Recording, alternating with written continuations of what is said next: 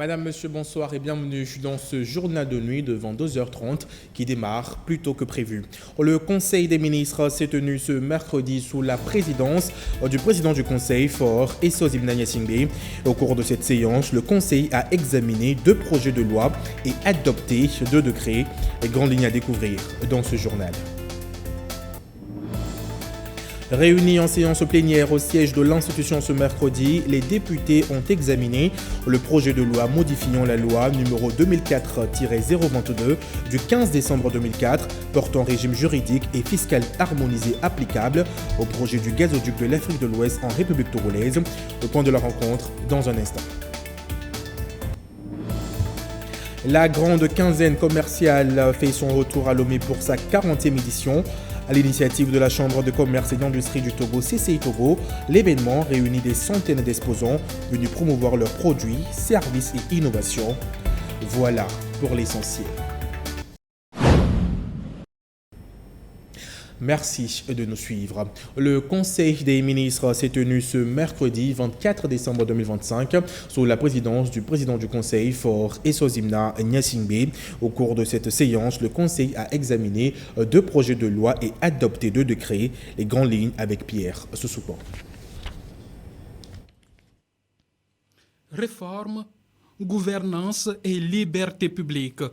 Le Conseil des ministres de ce mercredi 24 décembre 2025 trace de nouveaux axes pour l'action gouvernementale. Présidé par le président du Conseil, Faure Essozimna Gnassingbé, le Conseil a examiné et adopté plusieurs tests. Des tests pour renforcer la gouvernance publique, l'inclusion économique et les libertés fondamentales. Premier axe fort, l'entrepreneuriat des jeunes. Le Conseil a adopté un projet de loi portant transfert des missions, du personnel et du patrimoine du Fonds d'appui aux initiatives économiques des jeunes à l'Agence de développement des très petites et moyennes entreprises. L'objectif est de rationaliser les mécanismes d'accompagnement, réduire la dispersion institutionnelle et offrir aux jeunes entrepreneurs un guichet unique plus agile et mieux structuré. Deuxième réforme d'envergure, la liberté d'association. Le gouvernement a adopté un nouveau projet de loi destiné à actualiser un cadre juridique jusque-là régi par la loi de 1901. Le texte vise à renforcer la sécurité juridique des associations tout en conciliant l'exercice de cette liberté constitutionnelle avec les exigences de transparence, d'ordre public et de responsabilité. Au titre des décrets, le Conseil des ministres a approuvé la politique nationale de la décentralisation pour la période de 2025-2034. Cette feuille de route entend consolider la gouvernance locale, renforcer les capacités des collectivités territoriales et approfondir la participation citoyenne au développement local. Autre décision, l'adoption du décret fixant les modalités d'organisation et de fonctionnement du Conseil économique, social et environnemental. Un texte qui vise à rendre pleinement opérationnelle cette institution consultative appelée à éclairer les choix publics dans ses domaines de compétences. Au cours de ce Conseil des ministres, il y a eu des nominations. Au titre des nominations au ministère de l'Environnement, des Ressources forestières, de la Protection côtière et du changement climatique, M. Nabédé Piabalo est nommé directeur de cabinet du ministre. Au ministère délégué chargé de l'énergie et des ressources minières, M. Alassani Fousseni est nommé directeur de cabinet du ministre délégué. Nous poursuivons ce journal. Les fêtes de fin d'année approchent et le gouvernement entend garantir des célébrations paisibles et sécurisées.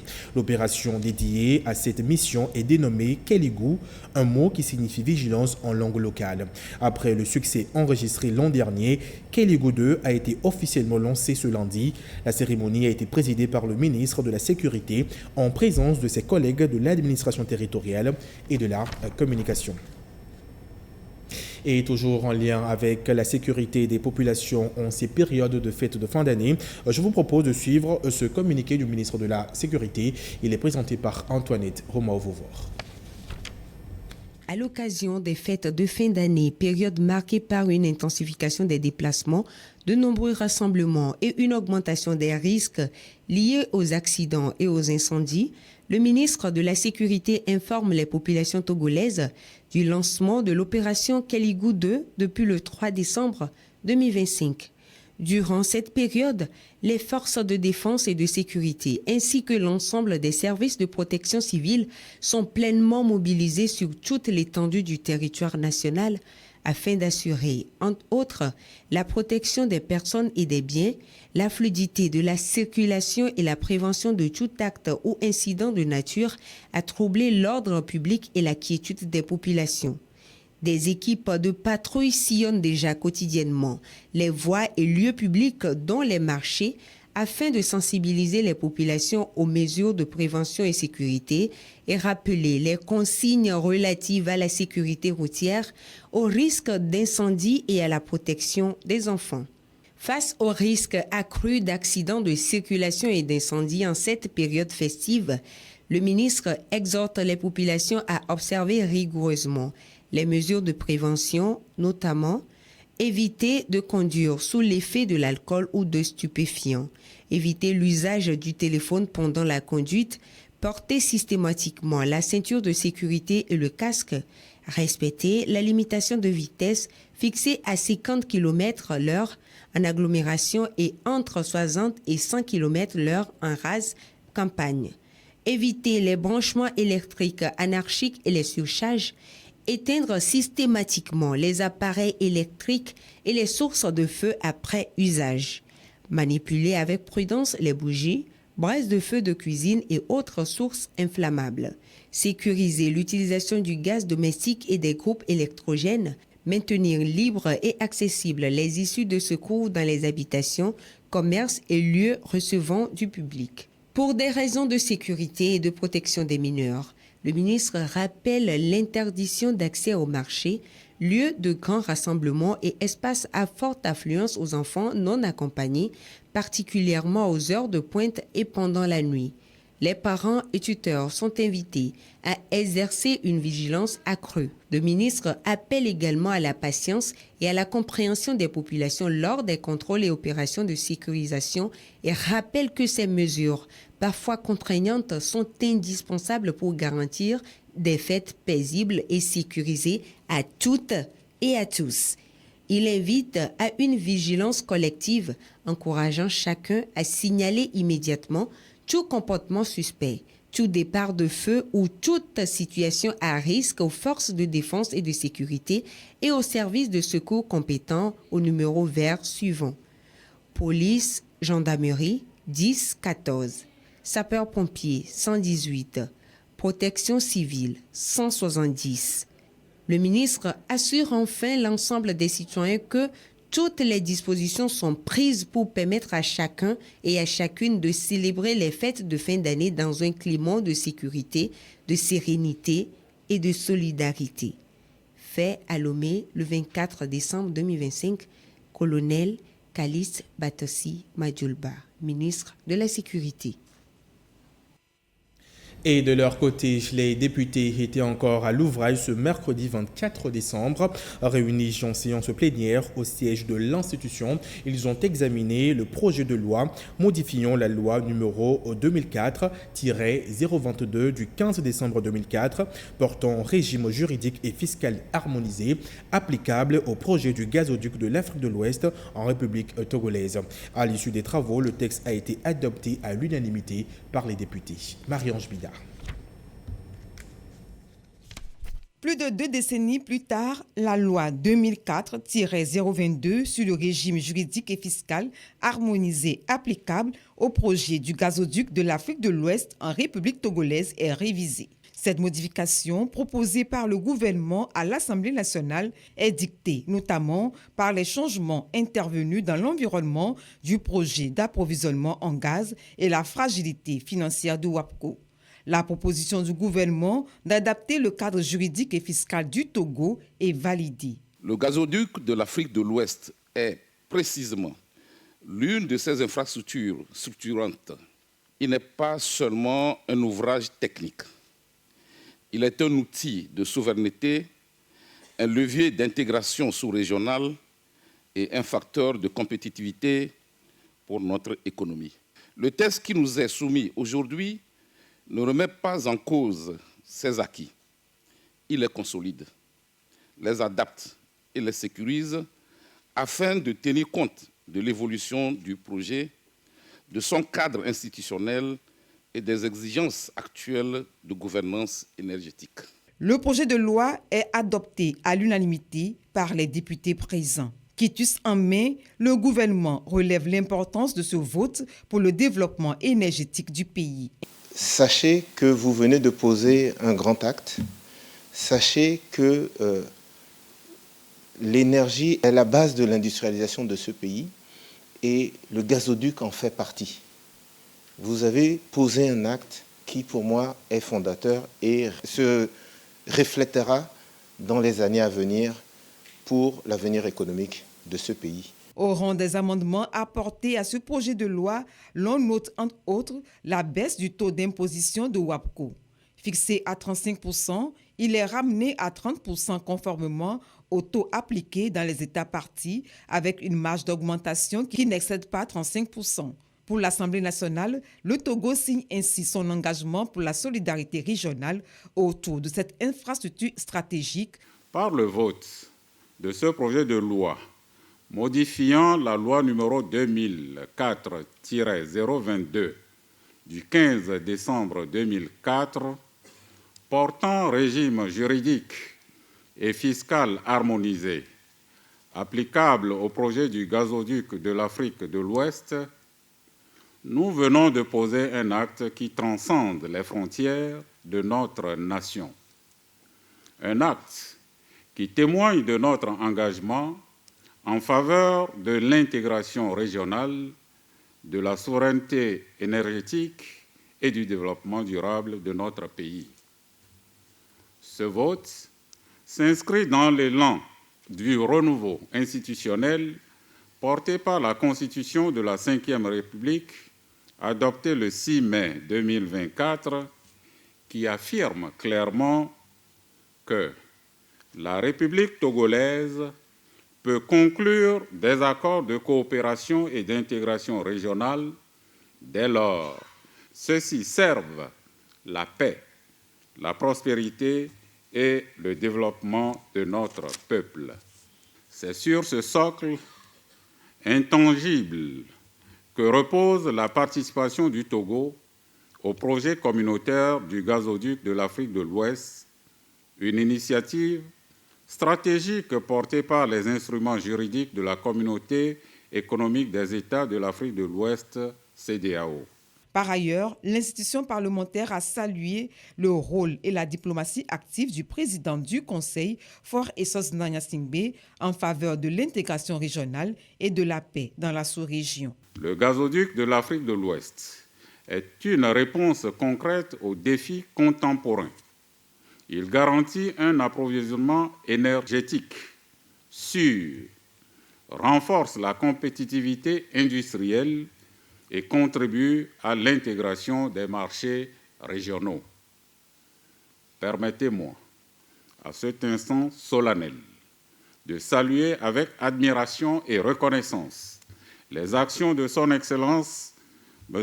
Faure Essos Gnassingbé, président du Conseil. Par son leadership éclairé et sa diplomatie active, il s'est imposé comme un artisan infatigable de la paix, un médiateur respecté sur le continent, œuvrant sans relâche pour le rétablissement de la stabilité dans nos régions fragilisées. Son engagement en faveur d'une Afrique forte, stratégiquement positionnée sur la scène internationale, est un exemple pour nous tous. Il nous rappelle que le Togo, malgré sa taille, joue un rôle déterminant dans les grands enjeux de notre époque. En votant ce projet de loi, nous avons su conjuguer les impératifs d'harmonisation fiscale communautaire avec l'exercice de notre souveraineté budgétaire. Mieux, nous avons affirmé que le Togo est un pays qui respecte ses engagements internationaux tout en protégeant ses intérêts stratégiques. La représentation nationale démontre une fois de plus qu'elle agit au service de l'intérêt supérieur de la nation. Je forme le vœu que cet esprit de rigueur et de patriotisme continue de nous inspirer dans les défis à venir. Le projet Gazoduc de l'Afrique de l'Ouest est un projet communautaire entre le Bénin, le Ghana, le Nigeria et le Togo. Il permet d'offrir aux populations de ces pays une énergie propre, stable et abordable. Les crashs d'avions surviennent un peu partout dans le monde et lorsqu'un tel drame se produit, l'intervention de professionnels qualifiés est indispensable pour sauver et secourir des passagers. Conscient de cet enjeu, le Centre secondaire de recherche et de sauvetage a organisé à Pia une session de formation à l'endroit des forces de défense et de sécurité ainsi que des acteurs de l'administration publique. L'idée est de leur fournir les outils nécessaires pour intervenir efficacement en tant que secouristes en cas de crash aérien. Mister Mouzou. Le Togo est membre de l'Organisation de l'aviation civile internationale OACI. À ce titre, il a signé des engagements à prendre des dispositions pour mettre en place les structures de recherche et sauvetage pour porter assistance aux aéronefs en détresse et leurs occupants, ce qui nécessite des moyens, des procédures et des ressources humaines. C'est dans ce contexte que le Centre secondaire de recherche et de sauvetage a tenu cette session de formation à l'intention des acteurs des structures en place dans les régions Kara et Savane impliqués dans le processus de Search and Rescue. Les thématiques ont porté d'abord sur l'organisation de l'aviation civile en général pour leur donner les prérequis, les connaissances basiques. Et après, nous nous sommes focalisés sur le rôle qu'ils sont amenés à jouer dans un poste de coordination au niveau préfectoral. Et c'est surtout ça, nous, l'objectif qui était recherché, de voir autour d'une même table un PC de crise qui pourra, n'est-ce pas, juguler ce qui se passe sur le terrain et porter toujours secours. La formation a été théorique, mais surtout pratique, pour permettre aux bénéficiaires d'être un peu plus proches de la réalité. Ils estiment avoir eu le bagage nécessaire et sont prêts pour agir en cas de besoin. On a suivi des thématiques qui nous ont permis d'aller sur le terrain pour faire une simulation au cours de laquelle nous avons chacun, en ce qui le concerne, joué son rôle et on nous a montré comment mobiliser les moyens pour assister aux victimes. Nous avons découvert tout ce qui concerne, depuis qu'on a perdu le signal d'un avion jusqu'à ce qu'il y ait accident. Il y a des opérations, il faut d'abord organiser les forces de défense, alerter nos représentants administratifs, rassembler tous ces acteurs-là de recherche et sauvetage. Le préfet de la COSA, représentant le gouverneur de la région de la Kara, a remercié le Centre secondaire de recherche et de sauvetage pour son initiative, dont l'intérêt est d'avoir apporté de main des ressources humaines qualifiées pour intervenir en cas de crash d'avion afin de sauver des vies. La fin de la formation a été sanctionnée par la remise des attestations aux participants.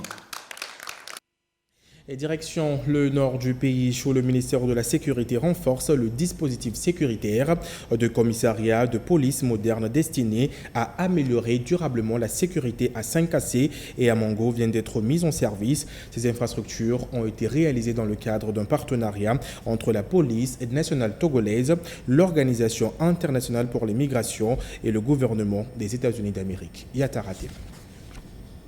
Les populations et les services. Le Togo renforce son dispositif de sécurité intérieure avec l'inauguration d'un commissariat de police dans la ville de Mango. Cette réalisation s'inscrit dans le cadre du projet renforcement de la gestion des frontières par une coordination et un partage d'informations efficaces au Bénin et au Togo, financée par le gouvernement des États-Unis d'Amérique et mise en œuvre par l'OIM en étroite collaboration avec le ministère de la Sécurité et de la Protection civile. L'OIM prévoit au cours du premier trimestre de l'année prochaine l'organisation d'un atelier dédié à l'élaboration des procédures opérationnelles standards pour la police communautaire.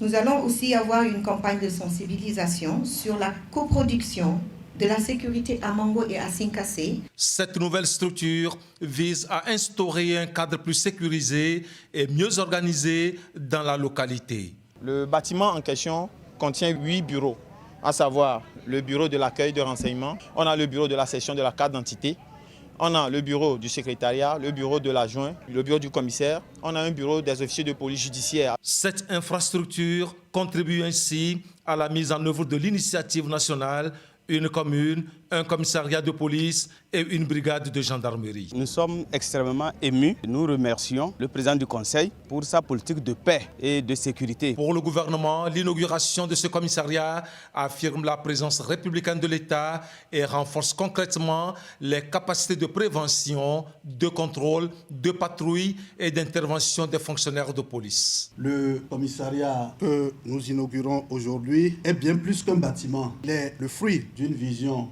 partagée, celle d'une sécurité plus efficace, plus coordonnée et davantage fondée sur le renseignement, la coopération et la proximité avec les populations. Il s'inscrit pleinement dans la politique du gouvernement togolais, conduite sous la très haute impulsion de son Excellence M. Faure Eswazimna Gnassingbé, président du Conseil, qui place la sécurité humaine, la prévention et la résilience communautaire au cœur de l'action publique. La cérémonie de remise a également été l'occasion de doter l'unité de Mango de moyens logistiques conséquents. Ces ressources visent à améliorer la mobilité, la réactivité et la qualité de l'accueil du public. Peu avant cette cérémonie, le commissariat de la ville de Sinkassé a été inauguré. Au terme d'une semaine d'épreuves écrites et cliniques, le concours national d'internat des hôpitaux a livré son verdict sur 81 candidats en médecine et en pharmacie issus des universités de Lomé et de Kara. Le jury a délibéré et retenu 28 candidats, un concours rigoureux et sélectif qui ouvre l'accès à la spécialisation médicale et à la carrière hospitalo-universitaire. Marie-Thérèse Nabidi. 74 candidats en médecine et 7 en pharmacie, issus des universités de Lomé et de Kara, ont pris part à la session 2025 du concours national d'internat des hôpitaux. À l'issue d'une semaine d'épreuves fondamentales et cliniques, le verdict du jury est tombé. 28 candidats sont définitivement admis. Organisé par le ministère en charge de l'enseignement supérieur et de la recherche scientifique, avec l'appui du ministère de la Santé, ce concours permet le recrutement des internes appelés à exercer à temps plein dans les hôpitaux du pays. C'est un concours qui est organisé au sein des facultés des sciences de santé et respecte les critères pour passer ce concours, les étudiants qui ont validé leur 6e année. Donc c'est un concours qui permet de choisir les meilleurs de nos étudiants pour leur offrir la possibilité de spécialisation. Nous venons de finir la session de décembre 2025 et cette session a vu couronner en médecine, filière médecine, 28 nouveaux internes des hôpitaux. Les nouveaux internes ont remercié tous les acteurs qui ont contribué à l'organisation de ce concours et promettent de remplir leur mission avec dévotion. Nous aimerions remercier les autorités compétentes qui ont œuvré à l'organisation de ce concours. Notre joie est tellement immense que nous ne pouvons pas l'exprimer par des mots. La session 2025 du concours national d'internat des hôpitaux s'achève ainsi sur une note d'excellence et de fierté pour le pays. Les nouveaux internes assureront désormais pendant 4 années leur formation pratique au service des patients. Tout autre sujet, la grande quinzaine commerciale fait son retour à Lomé pour sa 40e édition. L'événement réunit des centaines d'exposants venus promouvoir leurs produits, services et innovations. Un projet à l'initiative de la Chambre de commerce et d'industrie du Togo, CCI Togo. Arufano Chogan, Victoire Kaliwa. La 40e édition de la grande quinzaine commerciale officiellement lancée par la Chambre de commerce et d'industrie du Togo. Depuis sa prise en main en 1985, la Chambre a su préserver son engagement. À cette édition anniversaire, elle présente les innovations pour améliorer l'expérience des exposants et des visiteurs. Nouvelle architecture du site, offrant un agencement plus aéré. Le nombre de stands a connu une augmentation significative. Une aire de jeu dédié aux enfants a été aménagée. La création d'un espace dédié au Made in Togo vise à mieux structurer l'événement. La CCI Togo entend créer un cadre propice aux échanges et à la célébration du dynamisme entrepreneurial. Pour le gouvernement, cette foire est devenue un levier de développement de l'économie nationale. Et il faut à juste titre emmener les parties prenantes à y tirer meilleur profit. Je voudrais féliciter la Chambre de commerce et d'industrie du Togo pour avoir tenu encore ce pari. Je tiens également à remercier nos exposants dont la participation régulière contribue au succès de cet événement. La grande quinzaine commerciale s'inscrit pleinement dans la vision portée par le président du Conseil visant à faire du commerce un levier de croissance inclusive. Initiatrice de la toute première édition en 1981, l'Association internationale des étudiants en sciences économiques et commerciales AISEC demeure aujourd'hui un partenaire de la CCI Togo.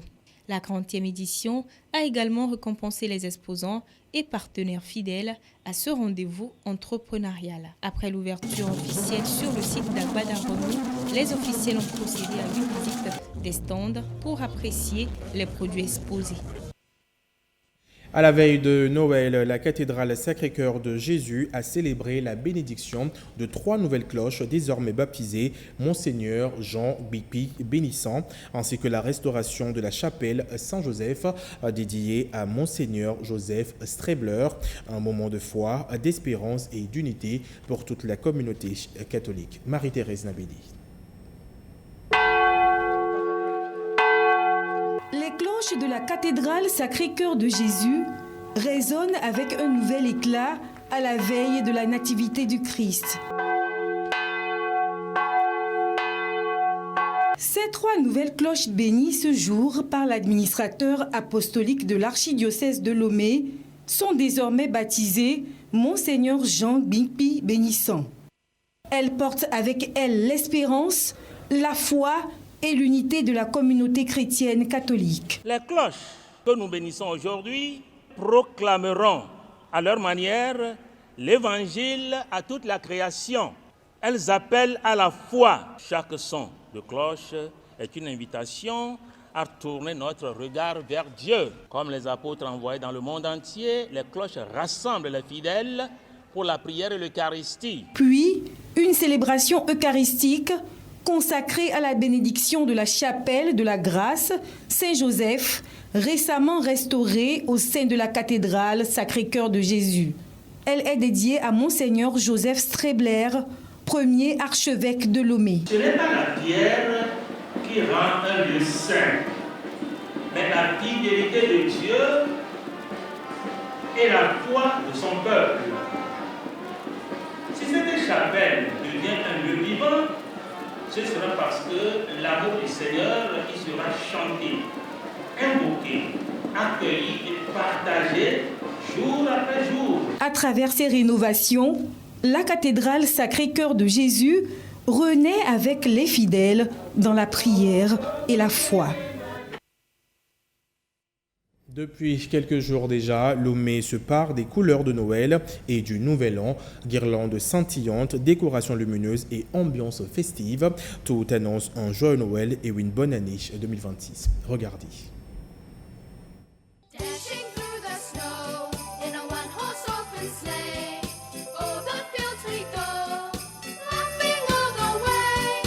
Bells